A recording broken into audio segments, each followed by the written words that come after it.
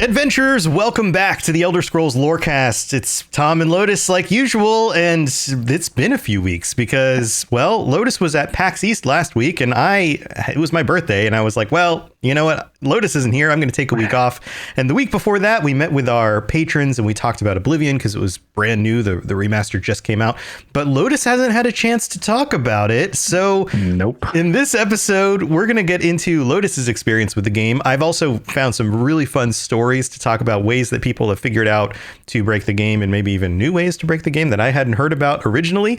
And then Lotus got a chance to play the Elder Scrolls, the tabletop game. Another extended session of the Betrayal of the Second Era board game from Chip Theory Games. They were obviously, I guess I don't want to say sponsored, but they sent me an alpha copy of it, which I actually have back there, so that we could originally do our trial run of it while it was still in pre-production, which you can always check out Tales of Tamriel for a kind of run through of that. You got to actually meet the people who made it and play within a group at so PAX they East. were and it's so this was another experience where I got to chat with them again, and we fired up another session and played through another session at PAX East. Great guys, super nice, and it was just a pleasure to chat with them again. And the game, now that it's released, you can actually buy it. People were buying it at the event. It's a lot of fun if you like board games, and I'm actually not a big board game person, and this is the fourth session I've played of it now, and I still would like to play more. So that's awesome. So a lot to get to, and also to remind people before we get into it, yes, we will be getting back to more lore. In fact, I've updated some of what we're doing with the way we organize the episodes. If you've been listening to the show for a while, you know that the first 90-ish episodes were moved over to the Patreon only, but we've been going back through some of the different topics. We've been talking, in fact, it was 2 years ago at this point, a year and a half ago.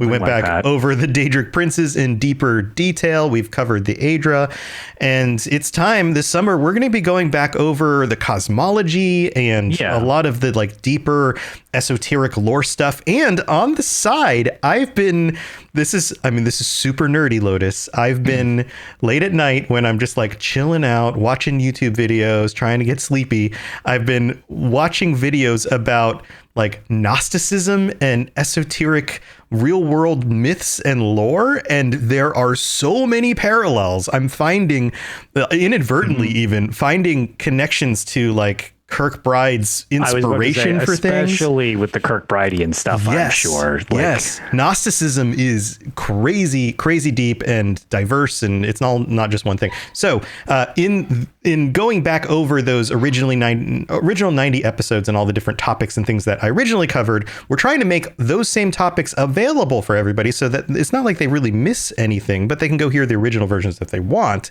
But in going back over those, just like we did with the Daedric Princes, Lotus and I are going to be adding more than what was in those original episodes anyway. And I have even more insight into connections and inspiration for the background and myths of the world and all of that. But that stuff's going to be coming in the coming weeks. We're going to spend probably the summer revisiting a lot of those topics in greater detail. So I'm excited about that. But for this week, deal with me on every episode, because with Lotus, I wasn't here for year one. right. So here, let's get into it. Lotus, you and I have only had a little bit of time to talk about your experience with Oblivion Remastered. Where do you want to start? You weren't here for the patron chat. I've totally missed out on your impressions, loading up the game and getting into it and what things you noticed first and all of that. So, I guess we can start with the fact that I was very skeptical if this, I feel I made it pretty obvious that I thought the game was scrapped, and then due to interest building on leaks, quote unquote, that seem to keep popping up. And then, I think, what is it? Is it Vicarious is the name of the developer? Virtuous. Yeah. Sorry. Virtuous. Yeah. When they officially I want to say officially leaked it on their profile. Well, it's okay, well, that's pretty much confirmed. But prior to that, I was pretty skeptical. I'm these things keep leaking and we keep missing all these leak windows. And I'm I think what it is this was clearly a thing planned, because it was in those documents that did get leaked. There's a lot of leak related stuff that kind of this is one of the poorest kept secrets in history. Sure, yeah. But they in that thing during the buyout with Activision, and they had to put forth all those documents, and this and Fallout 3 were listed as like remakes. Yeah. And I think they were on the table, and I think obviously COVID kind of screwed with those plans. Yes, like And everything else. Everything now, it took 2 or 3 extra years before it was originally planned to come out. Exactly. So my thought was sort of that this project kind of just got scrapped. And then as time progressed, and, you know, we had re-releases of Skyrim, and we got the Creation Elder Club changes and updates. Yeah, and we got more and more demand for Elder Scrolls something, and we're not getting it. And then Starfield came out, and so Starfield sold a lot, but the review was much more mixed than I think Bethesda tends to have. And I don't know if that kind of like for Starfield specifically. Starfield specifically, about, right? It wasn't that it was bad. I really have not done all that much with it. I didn't dislike it, but I had a huge problem with the field of view slider, and it did not have the option to change it at launch. It was patched in, but it actually gave me a pretty bad headache playing because you were too zoomed in. So I had to put it down for a while, and I actually just did not pick it up until after it had been patched, and I've just been too busy. So I know it was a bit of a mixed response, but one of the things they took a step forward to was that whole RPG, like, oh, we're going a little more into the RPG thing. And a lot of people liked that. And RPG stuff has been on the rise. We've got Baldur's Gate 3, which is super RPG heavy, and these crunchy numbery systems. And very, very, what's the right word for it? Very handcrafted experiences, less than like in Starfield, where you have these vast expanses on these planets, but they're all very cookie cutter and procedurally generated. For anybody who's played throughout the series for a long time, some people refer to it as dumbing down. I don't really care for that always, but I feel streamlining is a thing that the series has definitely done. Sometimes for better, sometimes for worse. Oblivion was this weird like checkpoint for a lot of things. And I think this was sort of a test bed of, do people really want as much of this old school RPG as they say they do? Right, because they are now, 2 years in? I mean, I know there was pre-production that was working on with Starfield. Starfield was released almost 2 years ago now, I believe, almost 2 years ago. Has it really been that long? And and when Starfield released, we know that they went into full production for Elder Scrolls 6, and so now 2 years into the project, now would be the time to really make sure that, okay, are they going in even more of are they doing Skyrim even more streamlined, or are they taking the elements from Skyrim that seem to work well and people really like, but then using this remaster as a way to test out some of the older elements and go, okay, well, do we bring back some of those? I can imagine that, like, if I was Todd Howard, I would want to know. What does the audience actually want from an Elder Scrolls game, because it's been so long since they've made one. Right. The world is different now. And yes, you're going to have, I mean, the world is it has been so long since the original Oblivion that there are so many people posting online about, I've always heard about this game, but I never got into it. It was so old. And oh my God, I'm so surprised. These things are very interesting. I didn't expect this or that. There's a lot of that kind of feedback. And so through this project, this is basically what you're saying, is we're getting insight into people who were children or not even born at the time when Oblivion first released. And so they're a completely different generation of people who never played it. So how would they engage with this kind of system? Right. And my big thing, which actually Rob makes kind of a funny point, that streamlining and dumbing down are pretty much the same thing based on, how it's received, which I think in a lot of cases is true. Well, streamlining can mean being more efficient without being more idiotic. And I think to his point, that is what a lot of people would see is like, well, this is easier, so thereby it's dumbed down. And I'm like, Well, it depends on the system. It depends on the system, right? Like, having not putting markers over everyone's heads and then choosing to put markers over everyone's heads is dumbing it down, because you make it, people don't have to think as much about where they're going. Correct. Right. That I would consider dumbing down. But doing something like making sure that when you open your inventory menu, things are sorted in a way that's more efficient for you to find them isn't dumbing it down. It's making it more easy to use. Correct. Right? Like, that's not somewhere I need to be spending brain cycles in order to figure out what's going on. That's frustrating, and I'd rather not do that. Whereas the previous example might actually be more engaging, because now I have to engage with the world more. So there's nuance in that description. So go ahead. I'm a proponent of, the Elder Scrolls 3 Morrowind is my favorite in the series. So, like, you want to talk about, unintuitive in a lot of ways. Yeah.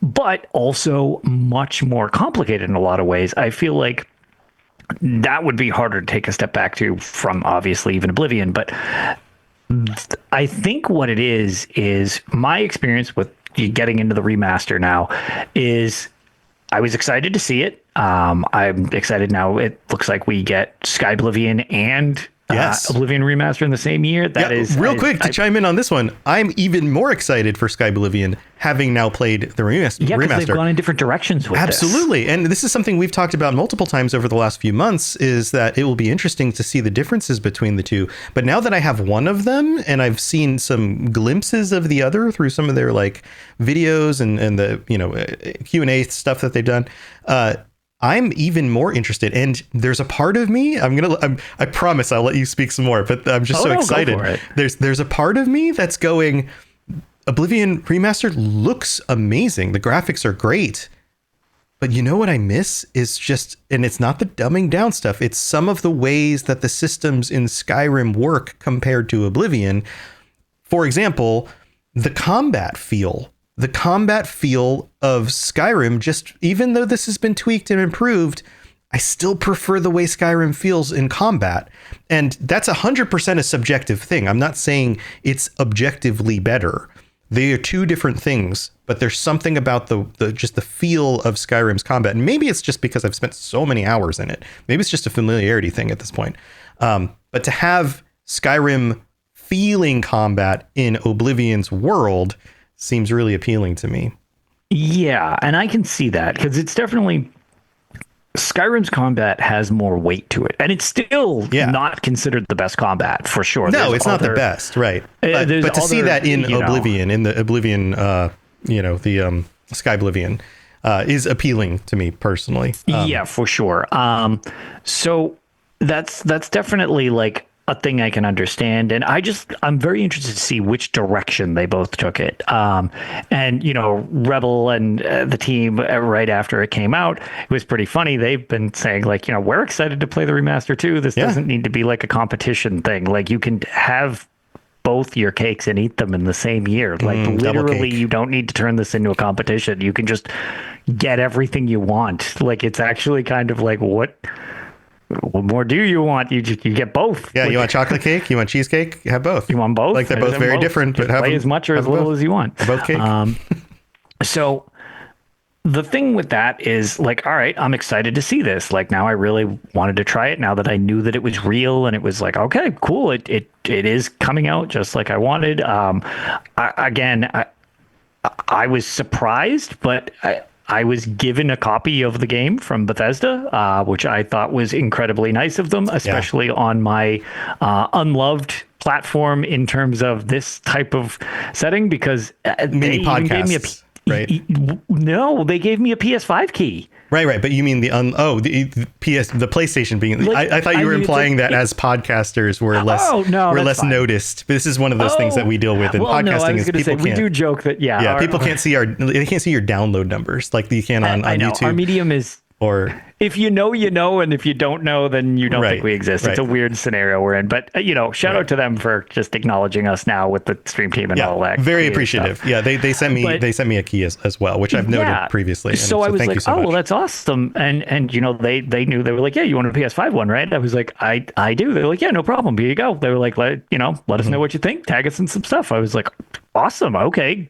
that's very kind of you. Yeah. So yeah. I actually downloaded. got a key, and I also bought myself a copy of the game as well. Well, that was the thing. I was like, I'm buying this anyways. Right. So like, So I have that's two just copies. very nice of you. Right. I've got a PC copy, and then I also have a Xbox copy. An Xbox copy. I think is the other one. Yeah. So I was able to dive right in, start playing. My time has been bizarre just because of my actual real life stuff. But one, just it works great on the PlayStation Portal with some headphones. Just out the gate, the music immediately was like nostalgia central for me. What do you think about the opening title screen with the flaming portal?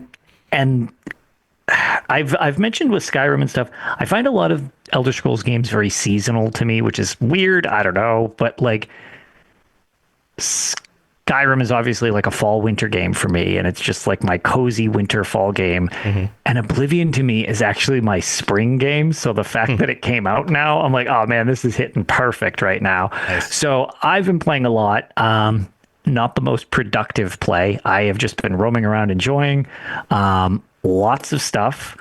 So okay, really are you just going through the wilderness and like yes, here's the thing, I'm gonna roaming off, and every now and then I pick an objective. When I stumble across something that looks interesting, I kind of interact with that. I find this curious because one of the main differences that at least that I feel like is between Oblivion and Skyrim is that Skyrim has more reason to pick a dungeon and just go in it even if you don't have a quest. Whereas Oblivion, you can just find a cave or a dungeon or whatever, and you go in, and sometimes there's just really not a whole lot there. No, and there's not a loop-de-loop escape route. Right. Yep. Thing, no escape route. Which I will say, maybe no boss. Is something I would consider dumbing down, but it is efficient. Caves aren't made with trapdoors to get you right back to the front. Like that's bizarre that all caves are made like that. This game, it's like, no, your cave's just, dude, it's a cave. It's a dead end. You find a bear at the end. That's it. right. Or maybe walk back the way you came. Right. There's some imps and maybe some poison traps, and maybe there's a treasure and like a Varla stone or something. But that's it. Congratulations. Right. So no, I've actually been doing a lot of that, just exploring the world, looking at the graphical differences. I'm very pleased to see that you were correct with the saturation, where it wasn't quite as browned out as it looked like in a lot of the screenshots, which I really did not do the game justice. It's like, yeah, it looks pretty, but what happened to the cool watercolor effect? Yeah. It's more there than it showed. It is still less saturated, but it's more saturated than those original screenshots. Bingo. Implied. I love the flower picking animation stuff. That's very entertaining to me. Yeah, little things like stretch and they just go whoop. Yeah. That's very cool. There's just like a lot to explore in the world. I've been very amused by it. It's still got all the cheese leveling that I love to do, where I'm just bunny hopping and summoning a scamp and shooting the scamp with my bow and arrow before I land. And so I get conjuration, archery, acrobatics, and athletics all at the same time while I'm moving around. Right. And as a side effect, if you play like that, you poor scamp. It's like, stop summoning me. This hurts. You by doing stuff like that, you totally break the bizarre scaling system, to which I did. I had a post that some of you found funny, where I did the Siege of Kvatch at level 21 with my fists, and I was trying to remember the exact counts because it couldn't all fit in the picture, but it was, I don't know, 18 Daedras, 10 Storm Atronachs, a bunch of Spider Daedra. It's just like a bunch of Dremora coming out in full Daedric armor. I went in with steel, as I was telling you, Tom, and basically trying to punch my way through these things. My gloves would just shatter after like 5 punches, and the thing would barely have any health lost, and I would have to just club it with my fist for so long to kill it. I had to kite them through hallways to kill them, and I went in with steel, and I left entirely clad in Daedric armor because everything is so over the top. It made the Siege of Kvatch a lot of fun. It really felt like a threat.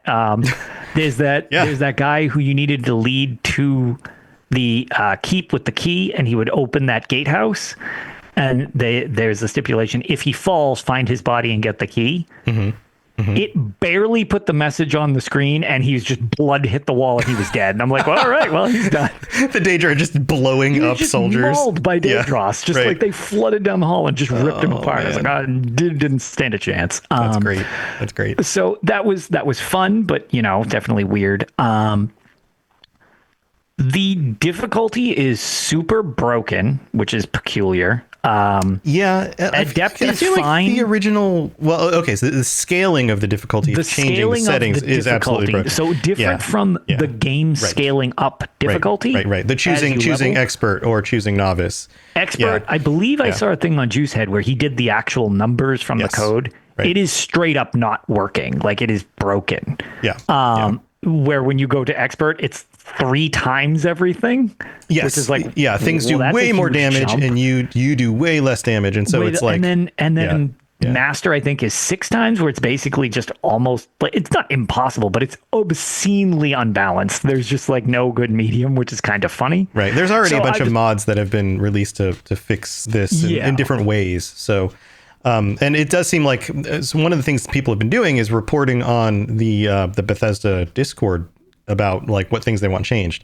That's one of the top changes is like, hey, fix the scaling, fix the difficulty scaling slider. The scaling itself is the scaling itself is, but it is part of the game. Right. So it is a little peculiar. Other than that, the only quest that I've actually done, quest line, I should say, I've done random quests for people and stuff like that. So I've progressed enough that I've finished the Siege of Kavach, and that's where it is kind of ended. I also am at the final, basically the final tier of fights in the arena. Because I just found the arena a lot of fun. It's very sort of brain dead. Go in, beat the things up and do the thing and get a whole bunch of money. And money is much less common in this game for quite a while. So I use that as my source of income. Are you as impatient as I am? You get to the gate, and then of course Wes Johnson is announcing everybody, and I'm like, Wes, just shut up and open the gate. Just let me in. I would be if I wasn't a total sociopath while I was just casting repeat skills on myself to level up all the time. Right. Okay. So the whole time I'm like, yep, just standing here casting armor 52 times. I'm just like, let me in. Just let me in. Let me in. Just stop talking. Just let me in. Yep. Just open the gate. I've heard this a dozen times now. Yeah. So there's that. So I've done a lot with that, but a lot of it has just been like, I have fun kind of doing some of the number crunchy shit and leveling. And that's your thing for sure. Yes. Yeah. And the big thing, which this is why I like to differentiate between dumbing down something and streamlining it. I love the change they made to leveling in this game. Oh, yeah. So much better. It is so much better. Vastly improved. Right. The old system of Oblivion leveling was very min-maxy, which I absolutely abused as a kid. I guess I wasn't a kid. I was like in college. That's sad. College kid. When I was younger. But you basically would try to level up your minor skills in conjunction with your major skills enough that you would have 10 levels in an attribute before you would hit your full level, so that you would get +5 modifiers to 2 things, and you could only ever get a +1 modifier to luck at any point. So there was nothing you could do to level the modifier for luck. So you would just try to maximize that. So for every 2 levels, you would get +1 to the this sounds really convoluted because it was just This is a situation if you focused for the sake of it. Right. If you focused on your max skills, you would level up, but then the world would out-level you before you actually leveled up the other skills that you would need in order to deal with everything. So, right. Yeah. Whereas this game, your major skills level up quicker than your minor skills, but like Skyrim, all skills contribute to your level. Right. And you are just given these virtues when you level. You get 12 virtues? 12? Yeah, 12? Yeah, Yes. 12 virtues. I think so. Yeah, 12 virtues. Yes. 5, 5, and 3.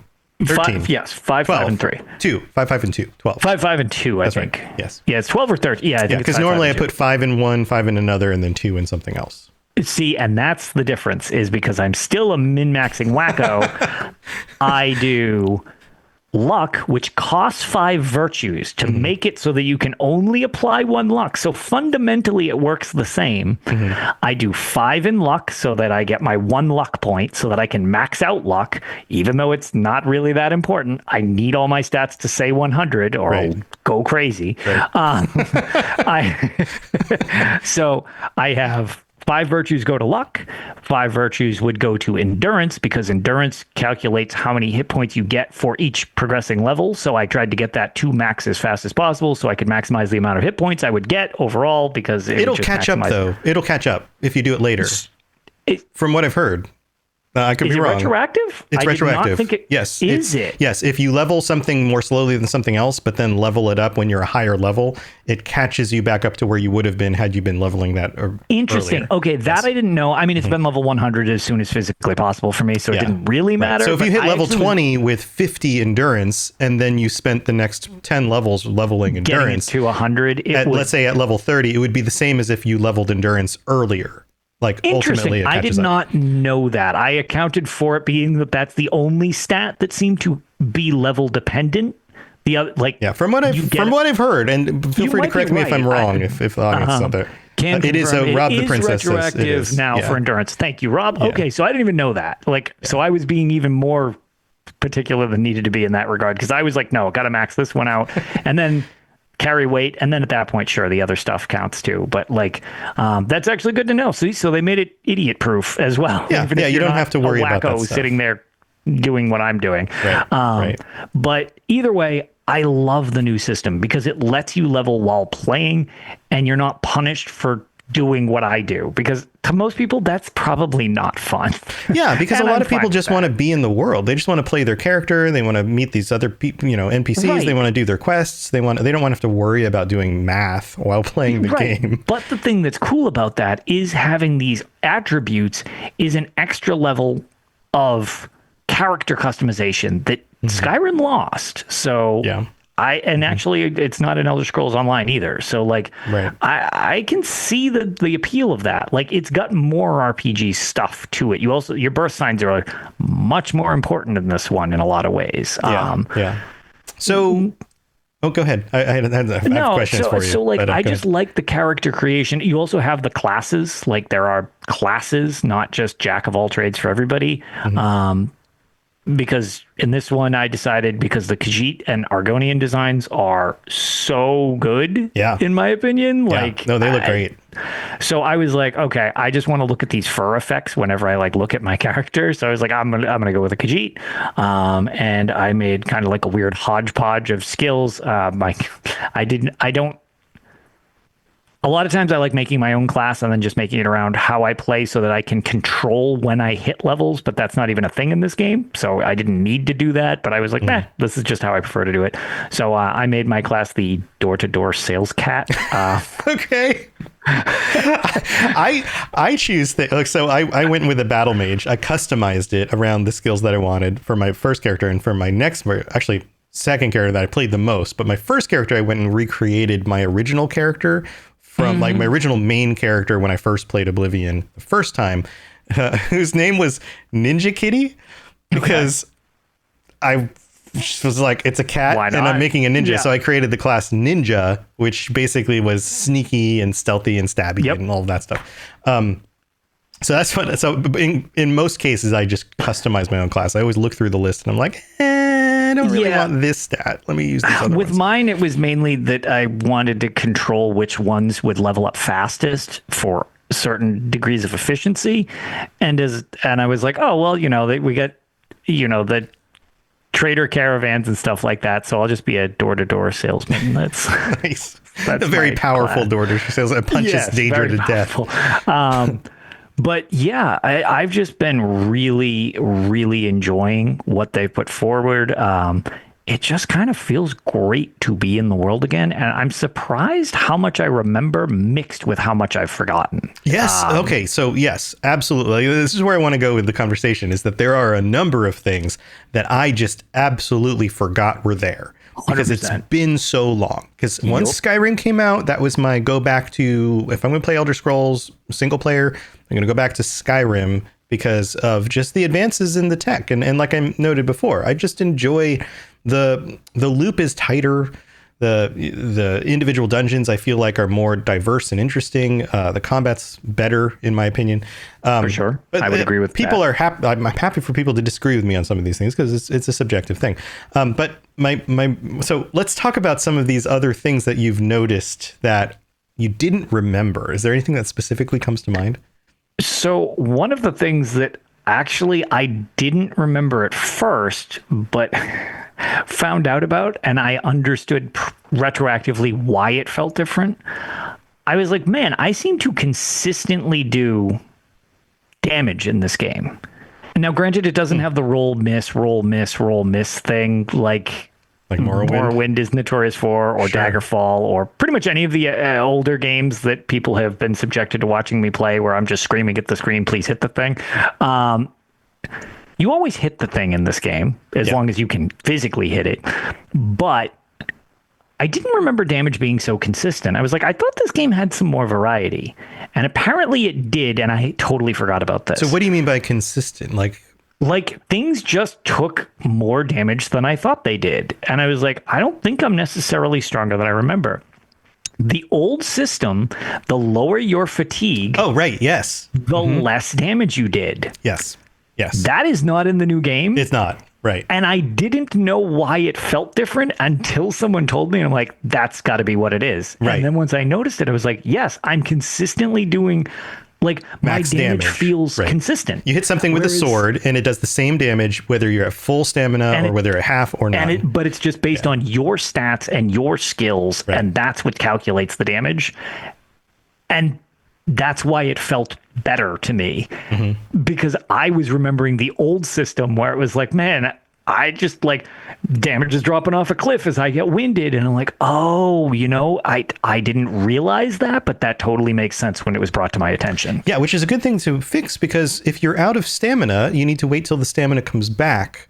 But if you run away, it drains your stamina. If you block hits, it drains your stamina. So you have no good way other than maybe using magic or potions to get your stamina back. Then you are either using magic, you're using a potion up, which you have limited amounts of, or you are taking hits to your HP to wait for your stamina. So either way, you're losing something else just waiting to get your damage back up. Or you bring a sack full of disgusting ingredients wherever you go and find just the ones that provide you either health, stamina, or magic recovery. Right. And you hoover a certain amount of them so your regen is quicker than your expulsion. Right. But even then, you're just limited on the supplies. You still have to use something to get it back. I destroyed my inventory when I was in the Siege of Kvatch. By the end, I was like, I have so many ingredients. I was like, I have like one mushroom. I got nothing else. Yeah. Okay. Yeah. That is something that is distinctly different. Also, headshots do more damage. Do you know I've heard that. And I was kind of screwing around with testing it on poor Scampy. Poor Scampy. Yeah, also Scampy. Not only do you use him to level, but you also test out damage on his body. Every time you summon him, he's like, not again. No.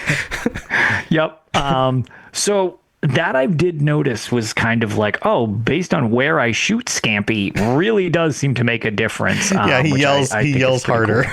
Cool. It's very sad. Well, if you don't kill him in a couple shots, your summon will turn on you. So it's kind of interesting. Like I like when that. I was gauging, I was like, if I shoot him in the back of the neck, he's really like, he's not going to be able to, like, I'll kill him before he'll turn on me. Right. Whereas if I shoot him in the foot, he tends to turn on me before I kill him. So yeah. Okay. So have you done? You said most of what you've done is just kind of wander around and a lot of just exploring. I've been loving exploring the world again and listening to the music. Have you done any of the guild stuff? Any of the guilds? So I have joined the Fighters Guild and done nothing with them. Okay. I actually haven't joined the Mages Guild. I've joined the Fighters Guild. Pretty much the only guild, which it's not a guild, that I've done is been the Arena. It's been the Arena and exploring. There's the new, it was an expansion fort I wish I could remember what it was called off the top of my head. But basically, there's a fight going on there. If you help clean it out, you get to inherit the fort. Okay. It's off to the left side of the map over toward Anvil. Battleborn Castle, Bergs. I think that's the one. right. Yeah. Boom. Thank you. Yeah. Yep. No, you got it. That's it. Appreciate I came that. across there as well. Yes. That was cool. I liked that. I've really I don't fast travel really. So I'm on foot quite a bit. And I thought I remembered one, and then Braun from Son of the Sithis, and he joins us on Tales now, kind of confirmed it when they had their episode when I was at PAX, that there was that glass helmet in the ocean off the coast of the Gold Coast by Anvil. And I remembered that being there, so I tried to fudge my way over to it, and I eventually found it after nearly drowning a whole bunch, where there's a skeleton just at the bottom of the ocean, and you can pop his little glass helmet off, doesn't matter what level you are. And I was like, oh man, this is great. And I forgot that, holy crap, Night Eye is just offensive to the senses in this game. Is it just blinding you? Yes. You were just using it? Bright blue. It's like somebody's hitting you in the face with a flare, and it's so you can see in the dark. But I was like, yeah, but this is all I can see. I was like, I can't do this. It still doesn't help. Yeah. The helmet has permanent Night Eye on. I'm like, man, right in the trash. Okay. All right. You could probably tweak your screen settings a little bit. But so the problem is the screen effects are just I can see, I guess, enough in the dark. But it doesn't feel as dark. It doesn't, because I actually don't find myself needing to carry torches in this game nearly as much. Right. I think in the original, I just upped the gamma on my monitor. I see. And I remember I used to constantly carry torches, and I always thought it was great that torches weighed 0, 0, but arrows weighed 0, 1. Right. And I'm like, why is this torch free, but this other thing isn't? But I mean, at least it's not Daggerfall, where gold has weight.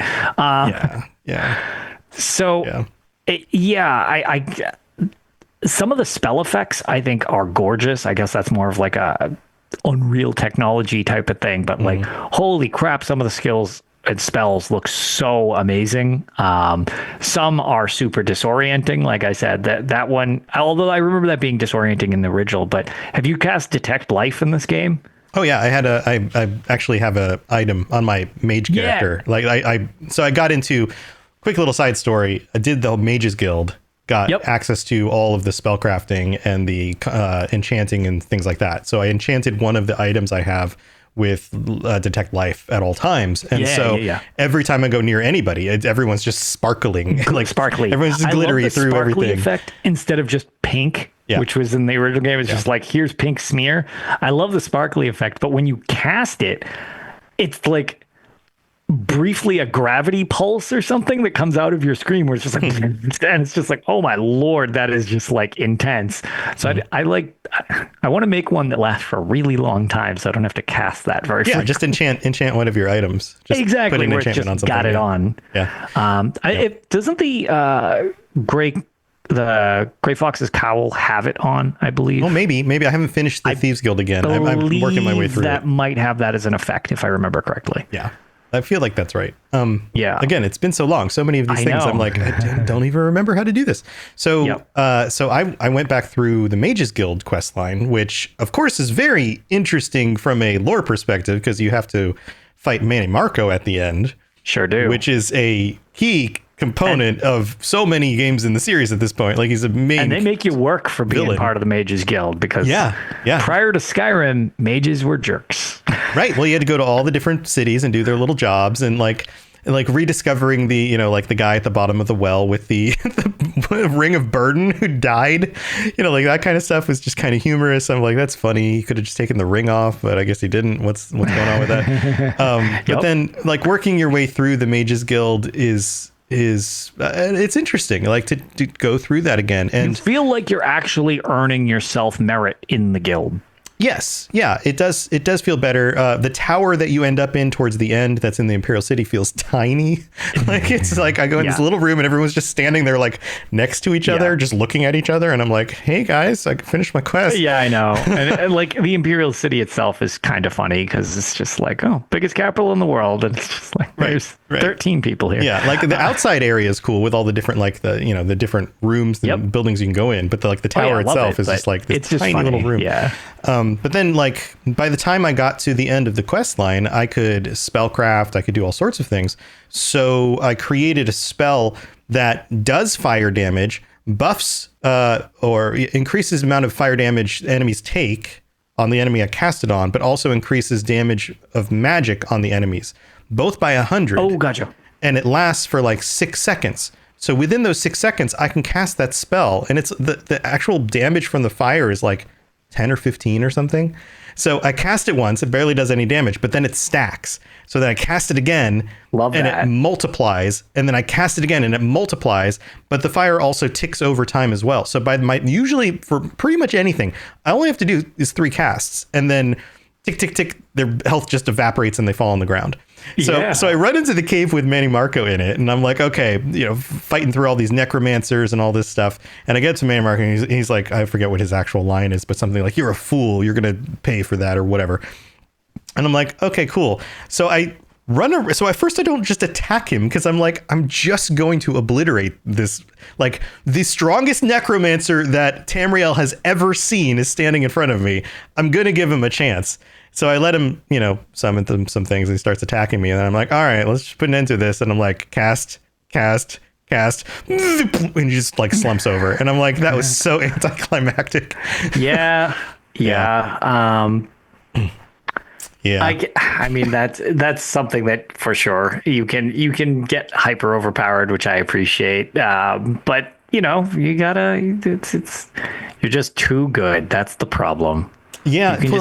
It's just the nature of being able to craft your own spells, and the way that, and it's not just like that's a very simple way to set things up, because like things go over time and the numbers will scale over 100. So you can, and then they compound on top of each other, because if they're vulnerable to magic, then you make them vulnerable to fire again, and it compounds that vulnerability to magic with fire vulnerability and the spell that you're casting that does damage. So that stuff makes sense. But then there's even other ways of like, I read a post, I think it was yesterday, where somebody was like, yeah, I got 50,000 magicka. Here's how you do it. And basically uses the fact that the system doesn't want you to go to like certain types of negative numbers in order to then flip the scale the other direction. And then it like basically breaks the math of the game. So it's no longer even just stacking things on top of each other. It's using the limitations of the programming in order to create impossible things. One of my favorite things about these games, which I know they seem to try to find ways to carve them out, and in some situations they essentially remove parts of the features from future games because it's like they're trying to avoid it. But like with Skyrim, I remember one of my first things that I did was I believe it was fortify health.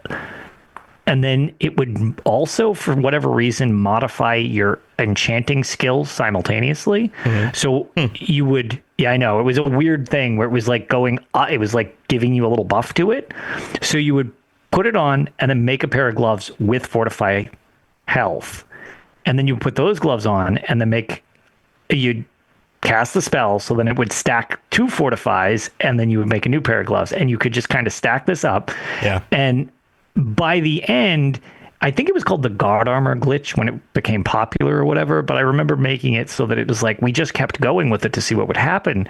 And eventually it went for like, it had like a negative number, and it was in like the 17 trillions. You're right. Yeah. And I would just touch something and they would just basically fly off into the distance because it just broke physics. It destroyed everything. And unfortunately caused pretty bad file corruption after a short period of time because it was so messed up. Right. But I love the little things you can do when you're messing with it's basically just messing with what the code allows you to do. That's super fun to me. Yeah. Even if it's just to show you can do it and then go, it's like, okay, well, I've killed this. I don't want to do this now. Like, just experiencing it is fun. I also think that it's interesting that you can come across certain types of enemies that are very hard depending on the way that you spec your character out. So assuming that you're not using some sort of way to just break the game and drain something's health in 3 casts. But even then, so there's a quest in the Mages Guild where you go into a house and there's some wraiths in the house. Yeah, okay. Right? Yep. And by that point in the game, I was like, I don't know, level 15 or something. And I had like some really nice heavy armor because I was going battle mage. So really good armor. I'd even enchanted the armor with other kinds of resistances and protections and things like that. And then, so I was like trouncing everything, using my 3 cast spell thing for most stuff. I go into that house and I come across a wraith, and I'm able to kill the first one pretty quick because I can just like blast it down with my spells. And then the second one hits me and it starts draining my endurance. And then all of a sudden I just keel over. And I was like, huh, okay. Like I forgot that that's a thing. Yeah. So now I have to make sure that like enemies can't just reduce my endurance and then like one hit me and then I'm dead. Okay. So yeah. And in that regard, like to weird kind of stuff like that, I've been having fun with fist fighting as like my thing. And I'm like, oh, this is totally weird. I've never really done this in Oblivion. I learned I need to keep some silver stuff in my backpack because otherwise I'm in a lot of trouble, especially if I'm like casting spells randomly like wacko. It's like I need a reserve of magicka or I need something silver because I can't fist fight wraiths. I can't fight So I know that will-o'-the-wisps. They changed it so that you don't need silver on like elven weapons. Or I was using an elven weapon hitting a wraith. Silver or better quality. Oh, is that what it is? Okay, so that's the change. It's silver or better quality, which is actually a thing that like Daggerfall and stuff did too.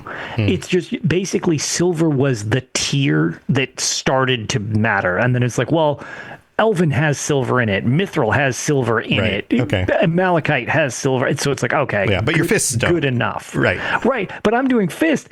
And I was like, what about Mithril gloves? And I'm like, nope. This doesn't do it. Like, oh, no. So, and that was when I started really making sure to like give some destruction magic. Cause I was like, I need another way to like stop these. Cause I ran into like a field and there was like a troll who I just like obliterated. And I was like, yeah, I don't even need fire to kill you because I can punch you so fast. Like take that health regen. But then like 4 wisps got to me and I was like, oh God. And I was like running like a coward down the hills, like trying to get away from them before they ate me alive. Yeah. So one of the other things, after doing my battle mage for a while, this last week, went back to my ninja kitty and I was like, okay, I'm going to try the sniping things with the bow. Learned that there's an exploit, and I don't know if this was in the original, but it turns out if you snipe something while sneaking, it does your like 3 times damage, right? 3 times damage. But if you switch to your dagger before the arrow hits, it does 8 times damage. I did not know about that. Yep. And that's awesome. Yep. So you can snipe something from a distance as long as it's far enough away for the arrow to take time to hit it. And then you can switch to your dagger. Really cool. And it just like 8 times the damage. Also, and I got that from ESO, the YouTube personality guy. Yeah. You know who I'm talking about. He does lots of Elder Scrolls content on YouTube. He's got all sorts of guides and stuff. Go check him out. Very cool stuff. But there was one that was specifically for marksman skills and sneaking and that kind of thing. Also, he noted that you can go to the Daedric Shrine where you summon like a Daedric bow, like right at the beginning of the game. Yep. Which is one of the most powerful bows you can get. And it's supposed to last like a minute and it disappears. Turns out, if you shoot it a few times so that it starts to break down and goes down to a 99 quality instead of 100, repair it with a hammer, drop it on the ground, wait an hour, pick it back up, it becomes a permanent bow. That's hilarious. Yeah. So I'm running around with this glowy Daedric bow. That's sniping hysterical. Things for 8 times damage. And I'm like, does it have weight? Like, does it become a physical object? I don't. It works like a physical. I don't know if it has a total weight amount, but like if it's still just zero. But that's weird. That I did not know about that either. That's awesome. Yeah, like, that's super fun. Right. So that's what I've been doing, is going back through is that, and just kind of like, I'm not gaming too much else with that build. I'm still having to sneak. I'm still having to like convince people of things in conversation. I'm still having to lockpick correctly. I'm not like, I don't know. I really loved the different feel that we've gotten from it, and it seems like a lot of people do. It's been immensely popular. People are having a lot of fun with it, and like one of the things that I actually didn't care for in Skyrim, well, one, I make no bones about, I think the UI, as jank as it is with like flipping pages, aesthetically looks the best in the entire series. It's more, I love it's more the parchment look. Yeah, it looks more like part of the world as opposed to a video game overlay. Love the parchment look, and it's actually the only add-on that I think is cool in ESO, because there's actually an Oblivion add-on UI. Nice. Nice. Love that. I just think it looks cool. They've improved some of the jankiness of it, but I think just the UI design aesthetically is really awesome. It stays true to the original, but still looks modernized. Yes. Right. And the other thing that I accepted with Skyrim, but was like, I don't like this as much, the Hot Wheel thing. Now, you had the favorites button for Skyrim, where it's like, oh, I can hold magic in one hand, I can hold my weapon in the other hand, or maybe I'm dual wielding magic. I just like having my thing, and I have one of, for the controller, if you're not playing on PC, if you have a controller, you use one of the bumpers. So I'm just like sword fighting. I have a shield in my, say I have a sword in one hand, a shield in the other hand. Okay. So I'm sword fighting, blocking, and I can just hit this bumper. No switching things, no pausing anything. I just chuck a spell. Right. I love that so much more. Or just heal yourself. Right. Yes, or just heal myself. To me, I prefer that so much, and I actually forgot how much I liked that until I started playing this again, and I was like, oh my god, I forgot how much I preferred this. What if in Elder Scrolls 6, especially if it's designed for controller, you've got you have two buttons for your bumper and the trigger, right? Yeah, what if the triggers were like right hand, left hand? So like maybe it's block and sword, but then the bumper is whatever spell you attach to each of your hands. Yeah. Then you have two spells and two weapons or shield all right there. Like, yeah, I don't know. I did not. That was one of the things about Skyrim that I actually didn't super care for. I know a lot of people liked it, but it was just like, that one was not a change that I enjoyed. Right. Also, remember when we were concerned about if we could fill an hour for the show? Yeah, I was like, hey, I've got some ideas of things that we can talk about. I want to get your take on Oblivion, since we haven't been able to talk about. Yeah, I've got a number of other things. Actually, before I'm sure we're going to be talking more about Oblivion as time goes by. But here's some fun things that I found online, and just kind of that I thought were worth noting. There's lots of people are, if you aren't on the Oblivion or the Oblivion remaster subreddits, there's all sorts of fun posts on those. This user Vicatrix posted a few days ago, I just spent 19 years in jail. Yo, is the Oblivion crisis still going on? Or question. And they posted a screenshot. Their infamy is 1,401, 6,990 days in jail because they stole 2,906 items, assaulted 45 people, murdered 7, stole 7 horses, and had a bounty of 698,040 gold. Love that. Which is great. But like, that's true though, right? Like, okay, so you spent 19 years in jail. You like all of your skills atrophy, but like the Oblivion crisis is still happening, still I guess. Still going. 18 years later. Dagon works very slowly. Very slowly. And speaking of the Oblivion crisis, on my Ninja Kitty build, which by the way is named Ninja Kitty because my daughter was little when the game originally came out, and she was like, what are you playing? And I'm like, I'm playing this game. Here, look, it's a Ninja Kitty. And I made a character, and she thought it was hilarious. That actually makes me want to look up. I still have my save file on my Xbox 360. I feel like it's going to be something that I can't post online because I was college bro. I feel like it's probably not good. Yeah, I was a young father, and so I was making characters. Me to look this garbage up. Yeah, you were in college. I was a young dad who was making characters that my 6-year-old at the time was. No, I was cute. Yeah, I was probably not that mature or anywhere close. All right, so speaking of Oblivion crisis, right? when I went back into my Ninja Kitty character and I'm looking around for the shrine that has this Daedric bow, guess what I came across? What is that? An Oblivion portal, but I hadn't done Kvatch yet. And I was like, wait a minute. Like I'm just like walking around at night, and in the distance I see this bright light, and I'm like, that's a really big fire. And then I got closer and I'm like, that's an Oblivion portal.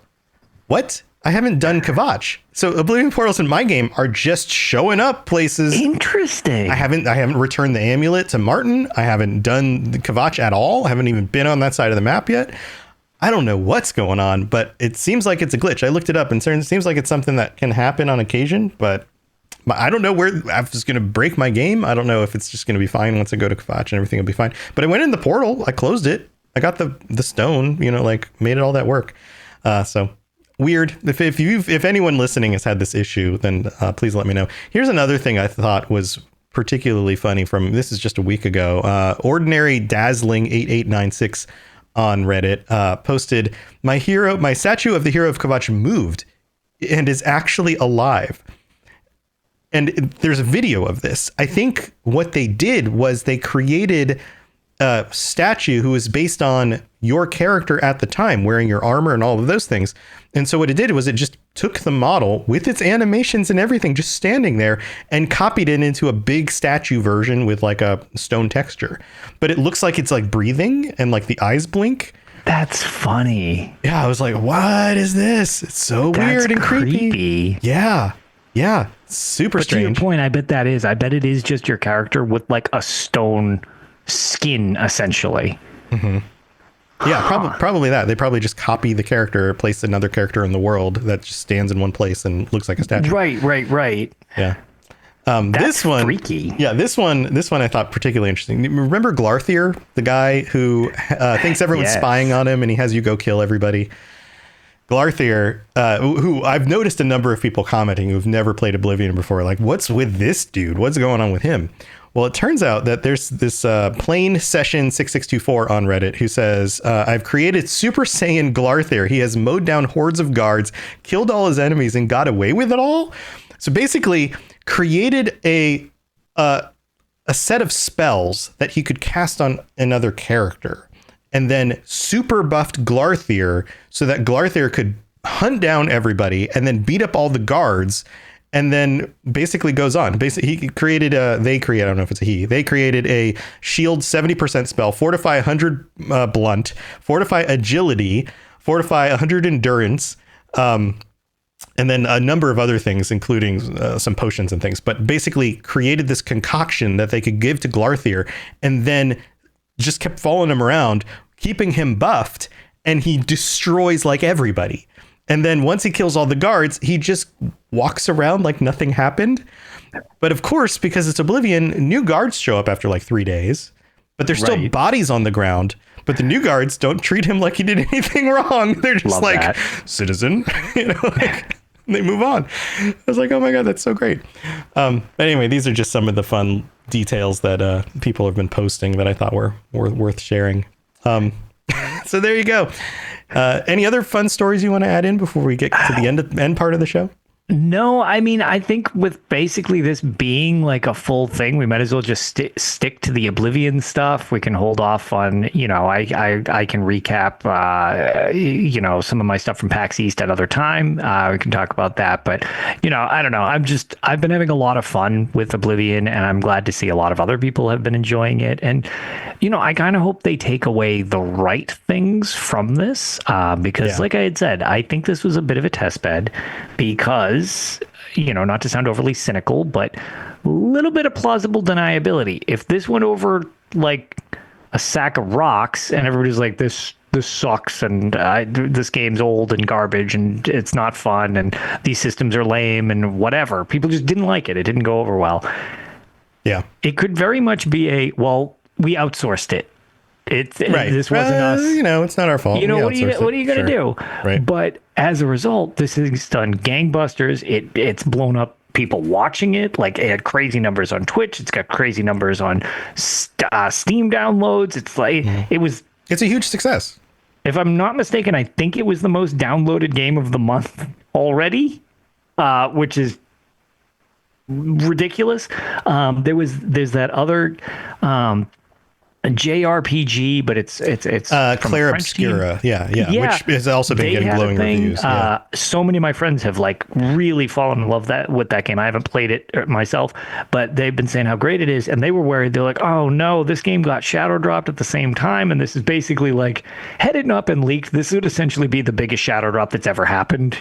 Yeah. Outside maybe Fallout Shelter, which is Bethesda's really good with their shadow drops, but this clearly, it was leaked a bunch of different times, even though like 10 of the leaks were not even right. Everybody was on high alert for it at that point. So it was like, it's only sort of shadow droppy.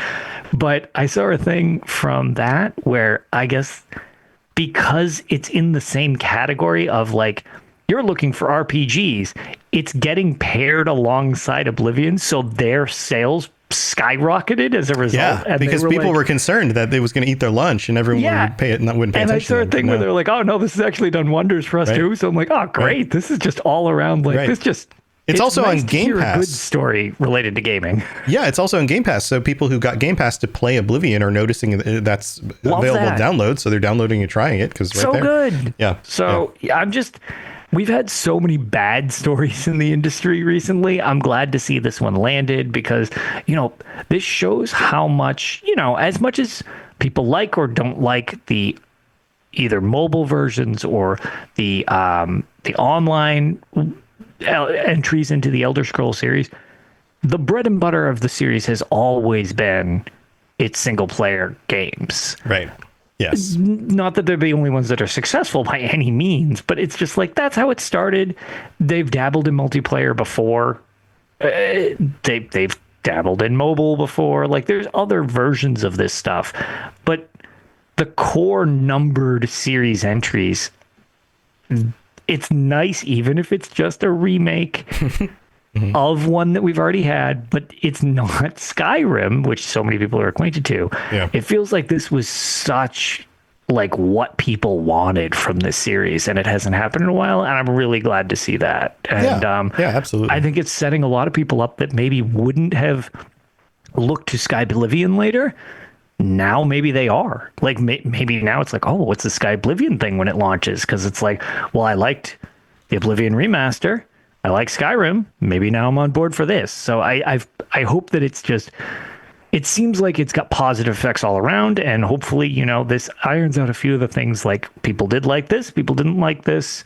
Let's see what's worth keeping for our next numbered entry in the series. Right. Yeah. Well put. And we'll get to your take on the tabletop game on say the end of the next episode. We'll get into that. End of the next episode. We'll be covering it on Tales as well. So right. So no worries. Sounds good. But don't go anywhere because not only we have a bunch of new patrons to welcome over the last few weeks since we took the last week off, but also we've got a voicemail. This one's pretty fun. And the random page, the random UESP.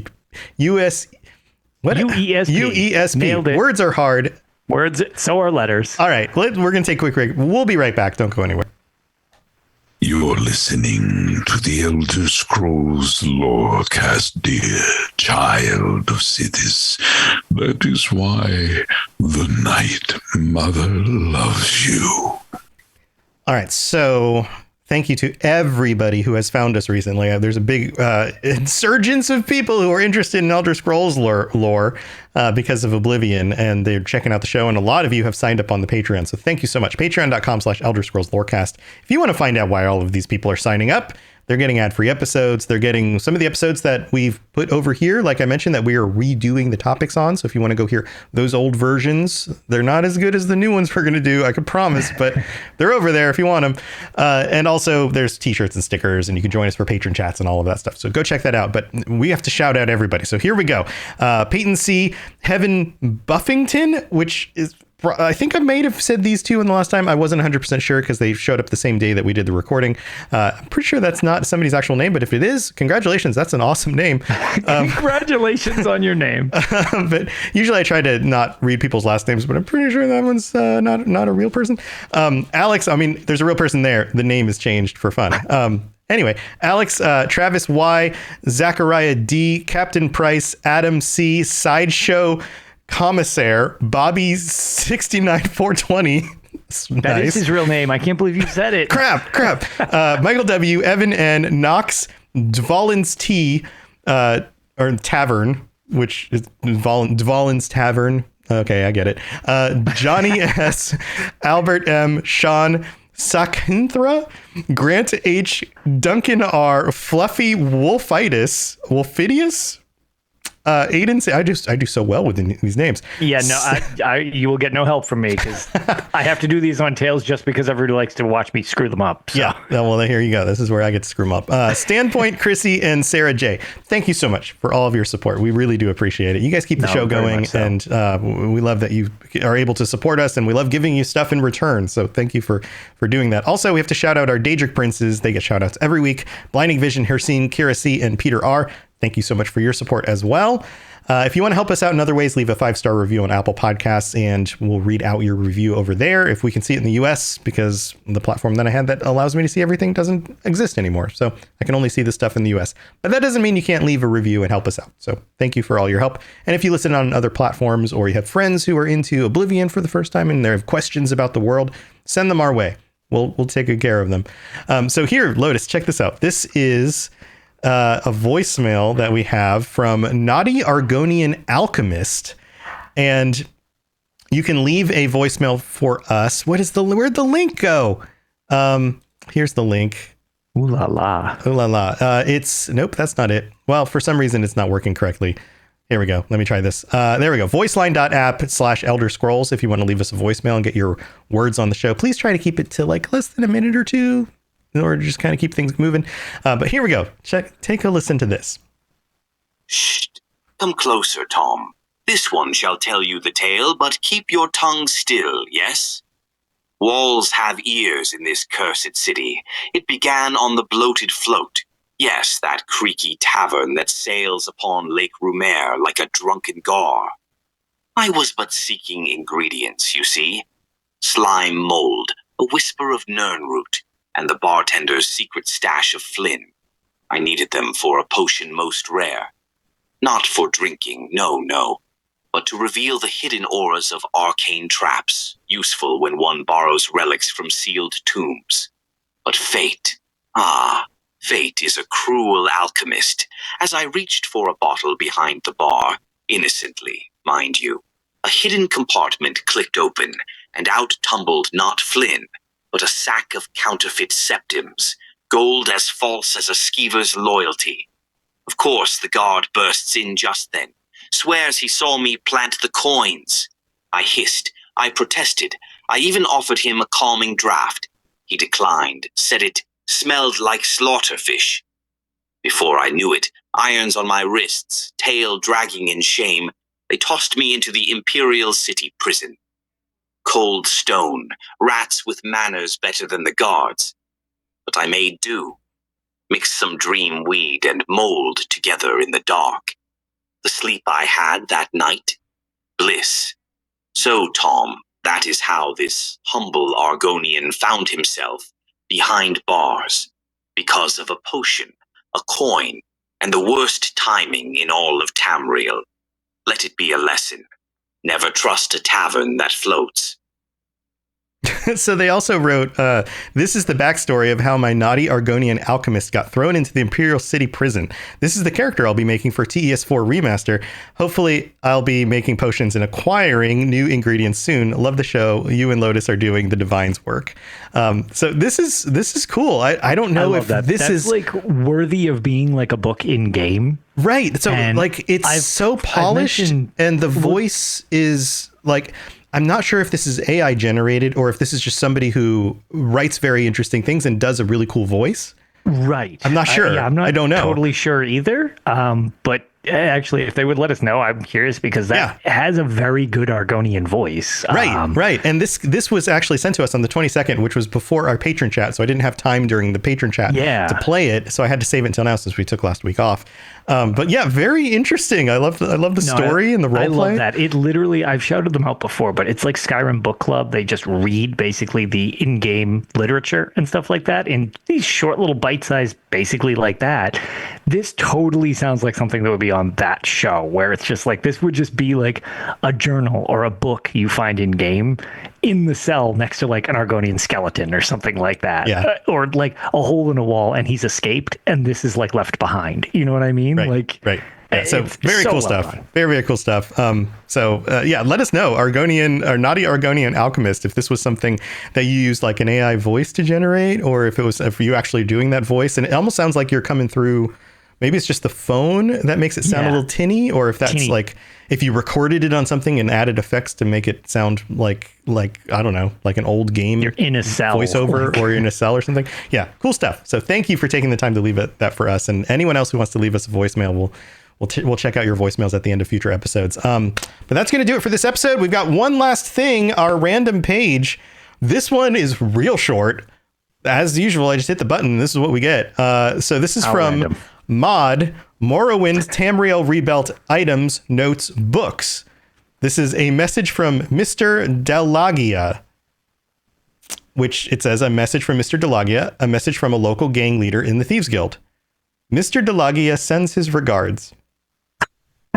That's it. That's all it says. How thoughtful of him. What a great way to end the show. Thank you, Mr. Delagia. Hey, thanks. And there's an entire page just devoted to this from one mod in Morrowind on the UESP. And this is part of why we love that website so much. In every way. Yeah, it's the best wiki on the internet. All right. Thank you, everybody. Lotus, any last thoughts? Any last words before we head out? No. Ideally, we'll be doing a pretty in-depth dive again for UESP's Tales of Tamriel podcast that I also co-host. Hopefully this weekend. We'll have that out for next week. But other than that, no, just kind of trying to get back to normalcy, because it was kind of weird to go to PAX East for a few days because I don't really have that much free time yet recently, obviously with being a new dad and stuff. So that was a lot to make that happen. And shout out to my wife for managing to free up that much time where I could make all of that work. She's the real MVP. Mm-hmm. Thank you, Mrs. Lotus. True Dragonborn. Wow, you're married to a Dragonborn? That's cool. Right. Yeah, thanks everybody for being here. I've got, of course, the Fallout Lorecast and the Lord of the Rings Lorecast and a bunch of other shows on the Robots Radio Network that are hosted by other people. And you should go check it out, robotsradio.net. Also, the 40K Lorecast joined us recently. You probably saw that episode come out, and where we welcome them onto the network. And so that's huge. They're great guys, and they've got a really cool show. If you're into 40K Warhammer stuff, go check that out. And thanks again for being here. Live chat, thanks for being here. And we will see you next time. And until then, go have some more fun in Oblivion doing all sorts of weird stuff, because the possibilities seem endless. All right, we'll see you next time. Bye, everybody. Thanks for tuning in to the Elder Scrolls Lorecast. Check out robotsradio.net for more podcasts just like this, and join us on the Robots Radio Discord. Be part of a community of over 5,000 people who are excited about video games and so much more. Robots Radio. Games, lore, stories, community. Just press play.